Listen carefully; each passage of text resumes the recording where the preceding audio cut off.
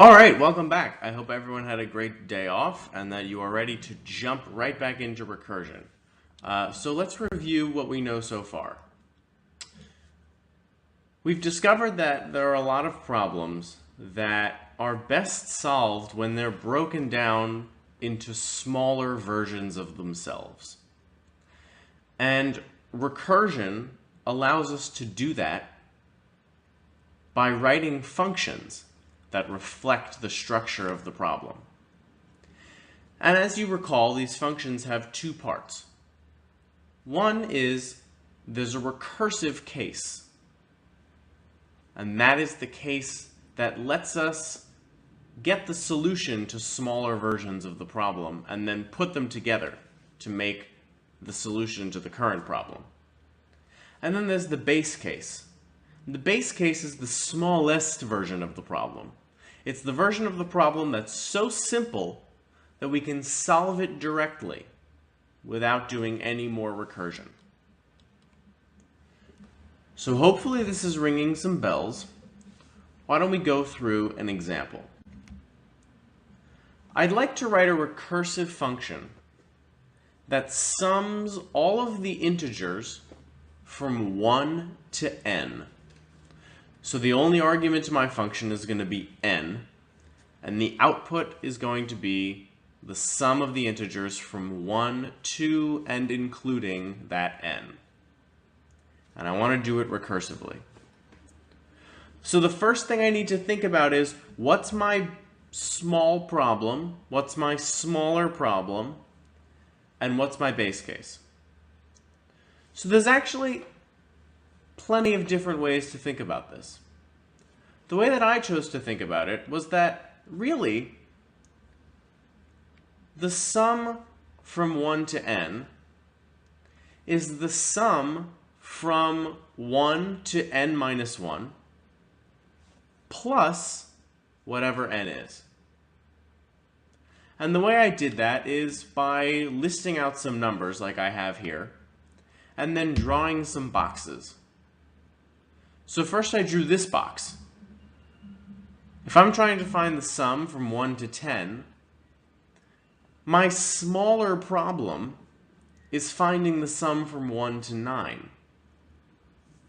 And my smaller problem from that is finding the sum from 1 to 8, etc., until finally my smallest problem is finding the sum from 1 to 1. Now, of course, the sum from 1 to 1 is just 1. And that's our base case. When n equals 1, we can solve the problem directly. And when n is greater than 1, that's our recursive case. We're going to need to make the problem smaller in order to solve it recursively. So here I've implemented my solution. And let's take a look at it. We start with our base case, just like I said, n equals 1. And when n equals 1, what are we doing? We're asking for the sum from 1 to 1. And that is, of course, just 1. So that's what we say. We say when n equals 1, we return 1. The sum starting at 1, ending at 1. If we sum all those numbers together, it's just 1. So when n equals 1, we return 1. That's our base case. And our recursive case is the sum from 1 to any number is that number plus the sum of all of the other smaller numbers. I'll say that again. The sum from 1 to n is n plus the sum from 1 to n minus 1. And so that's what I've written here in my recursive case. Now, if this still isn't making complete sense, let's go through the call stack. And what I've done here in this call stack is I've replaced n with its value in this particular call. So I've just called sum with n equals 5. And what's the first thing that we're going to do? Well, we're going to check our base case. Is 5 equal to 1? It's not. So we go to our recursive case. And we say that 5, well, the sum from 1 to 5 is just 5 plus the sum from 1 to 4. So let's call sum with 4. And that's what we do right here. So we call with 4. And once again, we check our base case. Is 4 equal to 1? It's not. So we go to our recursive case. What do? Well, the sum from 1 to 4 is just 4 plus the sum from 1 to 3. So we call sum of 4 minus 1, and that's 3. So we call sum with 3. We check our base case again. 3 is not equal to 1. So what are we doing? We're calling the sum from 1 to 2. And we're still not in our base case yet. 2 is not equal to 1. But I do know that the sum from 1 to 2 is the same as 2 plus the sum from 1 to 1. So we call the sum from 1 to 1. And here we are, we're finally in our base case. 1 equals 1. So what are we going to do? Well, here we are. We're in our base case. Base case says to return 1. So the sum from 1 to 1 is just 1. Now we're returning 1 from this method. 1 is going to come back into this recursive call as the result of the call we just made. So here we are back in the call we just made. What was the result of our recursive call? Well, it was 1. And then, of course, 2 plus 1 is 3. And we're going to return 3 from this function. Now, before we continue, how did I know that that's where I was going back to in my function? Well, remember, Mike talked briefly about the notion of an instruction pointer. And that's what I've used this little arrow for, to keep track of where we were when we made the recursive call. So in this case, we were right here in our recursive case when we made the recursive call. The result of the recursive call was 1, and then we said 2 plus 1 is 3. And now we have nothing else left to execute. So we're going to return from this function. And what are we returning? Well, we're returning 3, because that's where we are.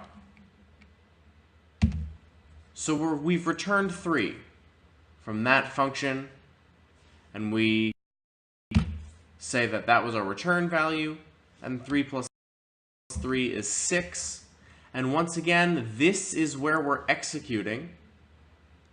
It's where we came back to after the call to 2 finished. Now the call to 3 is finished. So we're going to return this value back up the call stack. What was the return value? It was 6. So we're going to substitute 6 in, and we're saying that 4 plus 6 is 10. In other words, the sum from 1 to 4 is 10. Or, in other words, the sum from 1 to 4 is 4 plus the sum from 1 to 3, which is 6.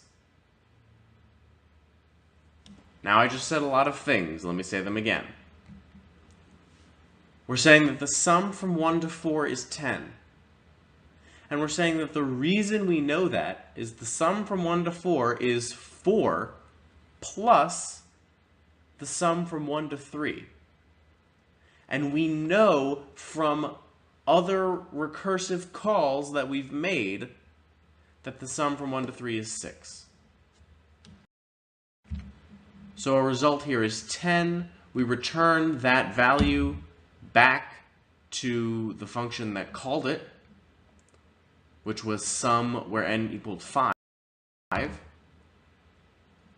And then we substitute it back in, and we say 15, and we're done. Our result is 15. So we've gone through the call stack in detail for our sum function with n equals 5. If you need more practice, then I would encourage you to pick a different value and go through the call stack yourself until it makes sense. Use little pieces of paper to write each method call. So what have we learned so far? What are our big things so far? Really, the biggest thing is that recursion is not the most intuitive method of programming. Sometimes it is what fits our problem best, but it's difficult to conceptualize. And the reason it's difficult to conceptualize is, unlike iteration, you can't see everything. You can't visualize everything that's going on like you can in a loop. With recursion, you only can see the function that you have right now. And in that way, recursion is a matter of trust.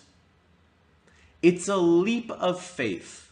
You're trusting that the recursive call is doing what it's supposed to do. And that's hard. That takes a little while for you to build that trust within yourself so that you can conceptualize what's going on in a recursive function.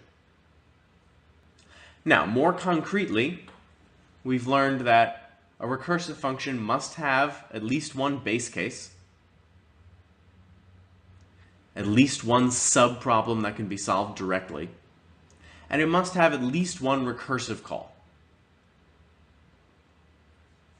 But there's a lot more to learn, especially about the relationship between base cases and recursive calls. And to motivate that, let's take a look at this example. I've written a function. It's a perfectly valid recursive function. This will compile and it will run. But it also has a really big problem. And to think about what that problem is, I would encourage you to go through the call stack in your head just for a couple of calls when n equals 1.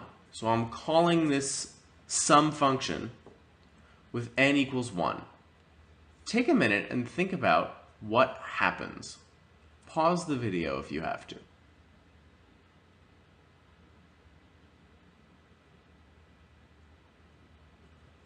So, what was the problem?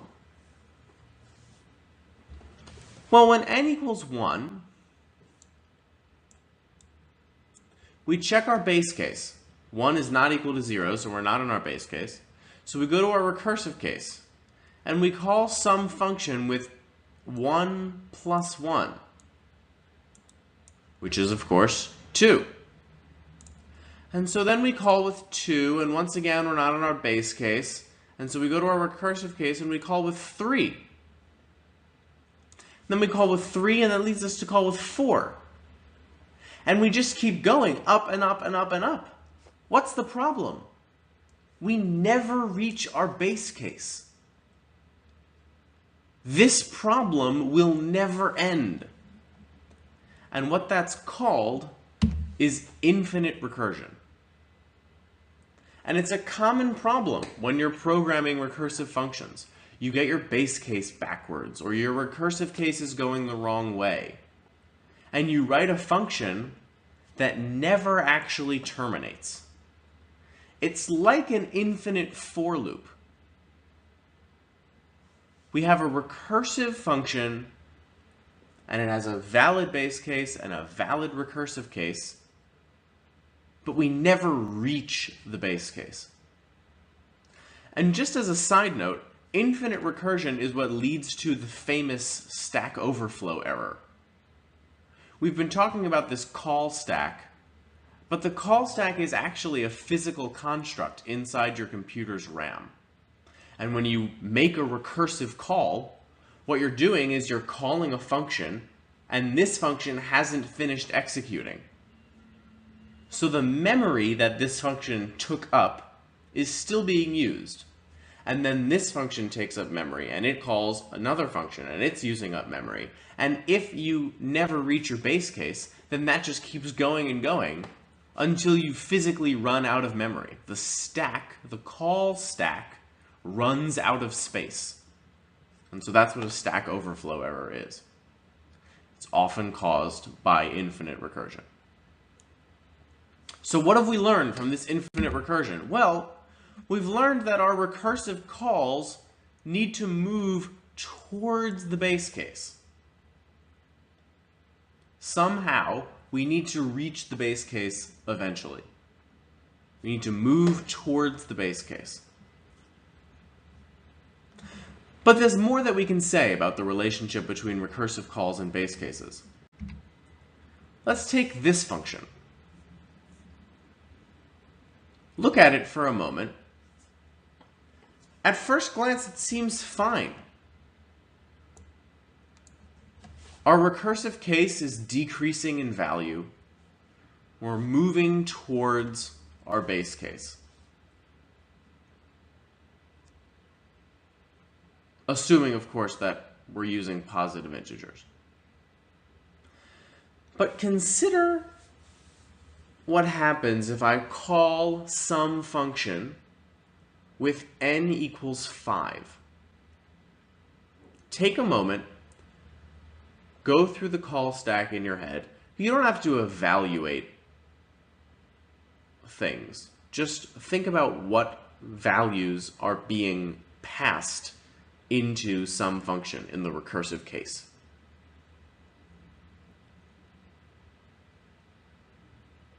So what happens?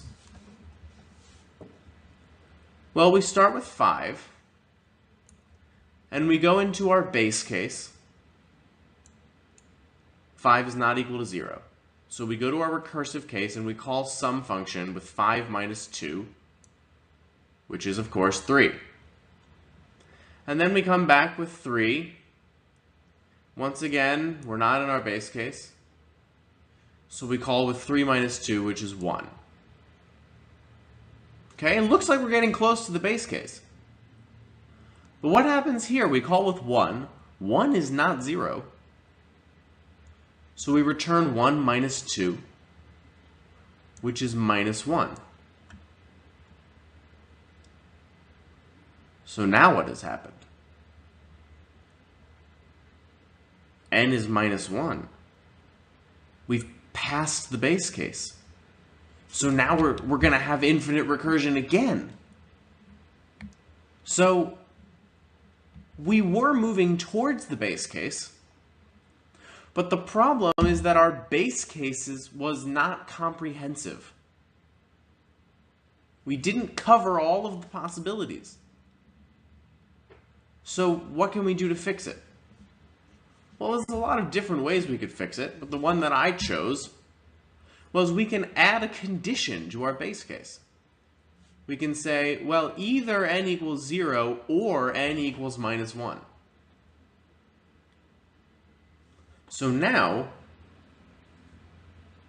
any positive integer is going to eventually hit this base case. So our base case is comprehensive for the domain of positive integers. So, we've learned a lot already about recursion. We've learned that recursion is a leap of faith. It's a matter of trust. You've got to trust the recursive case. We've learned that recursion needs a base case, and it needs a recursive case. We've learned that the recursive case needs to move towards the base case, and that the base case needs to be comprehensive. It needs to cover all the possibilities. But there's more. Sometimes we want to be able to write recursive functions that make multiple recursive calls and that have multiple base cases. Now you might recognize the picture here. This is the Fibonacci spiral. The Fibonacci spiral is based on a sequence of numbers called the Fibonacci sequence, which most of you have probably heard of. In the Fibonacci sequence, each Fibonacci number is the sum of the previous two Fibonacci numbers. So the fifth Fibonacci number, for example, is the sum of the fourth Fibonacci number and the third Fibonacci number. Now this leads us to, it's a very intuitive recursive problem. What is the nth Fibonacci number? Well, it's the n-1 Fibonacci number plus the n-2 Fibonacci number. And now we've written a recursive function. What are we missing in our recursive function? Well, we're missing a base case. We have no base case. But we have the base cases by definition. The definition of the Fibonacci sequence is that the first Fibonacci number, which is actually the 0th Fibonacci number, is 0 by definition. And the next Fibonacci number is 1. So how do we write those in terms of base cases? Well, so far we've written one base case in all of our recursive function. If n equals 0, if n equals 1, or whatever our base case was. Here, we have two base cases. So the first base case is if n equals 0, the 0th Fibonacci number. And in that case, we're going to return 0. Then we have a second base case. Our second base case is if n equals 1, then we're going to return 1.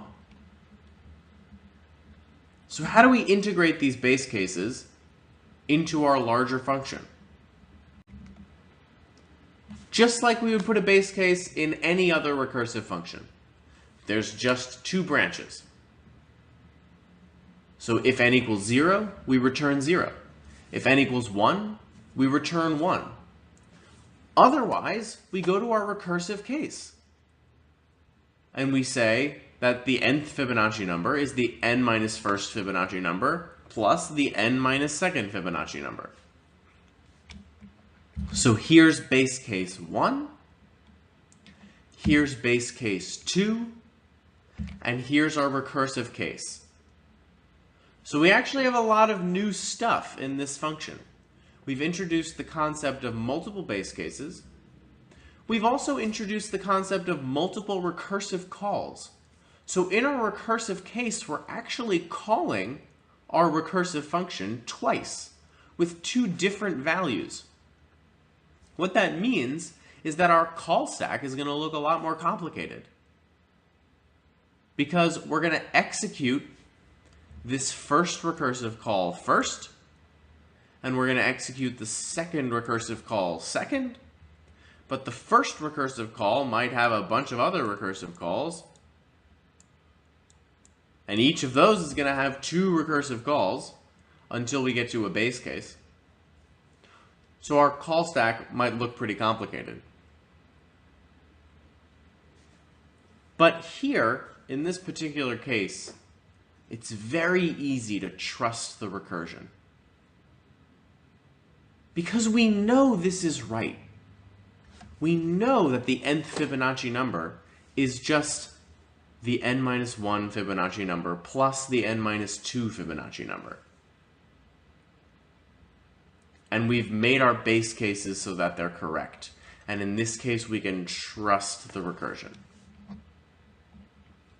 So, we're going to do a lot more with multiple recursive calls and multiple base cases in class tomorrow. Your homework is to work on your practice set problems and also to read 741 to 766. There's no new material in those pages. It's all stuff that we've covered. But please read it for review. Recursion is a complicated issue. It's not something that you can just go through once and completely understand. So please review the pages in the book. Every exposure you get to recursion will help you understand it more. So, happy reading, and I will see you in class tomorrow.